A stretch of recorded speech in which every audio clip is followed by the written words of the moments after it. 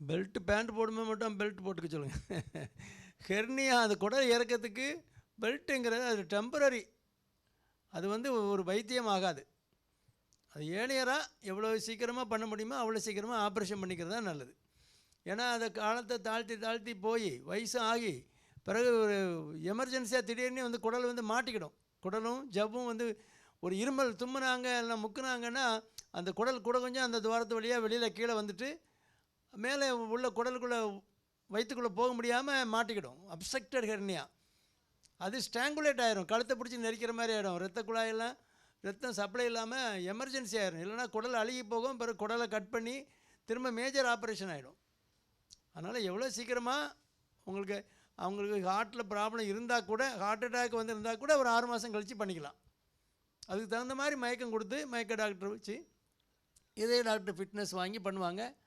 தாராளமாக பண்ணிக்கலாம். எந்த ஸ்டேஜில் இருந்தாலும் ஹெர்னியாவுக்கு ஆப்ரேஷன் மட்டும்தான் வைத்தியம். வேறு மற்ற வைத்தியங்கள் எல்லாம் தேவையில்லாத வைத்தியம். சும்மா நேரத்தை போக்கி அவங்கள கஷ்டப்படுத்தி எவ்வளோ சீக்கிரம் பண்ண முடியுமோ அவ்வளோ சீக்கிரம் பண்ணிக்கணும். நீங்கள் காப்பீட்டு திட்டத்தில் பண்ணனா கூட பண்ணிக்கலாம். காப்பீட்டு திட்டம் அந்த கார்டு இருந்தீங்கன்னா நேராக ஐக்கியனுக்கு போனீங்கன்னா ராஜ மரியாதை கிடைக்கும், அழகாக பண்ணி தருவாங்க. அதனால் ஆப்ரேஷன் அந்த வார்த்தை கேட்டவுடனே பயப்பட வேண்டாம்.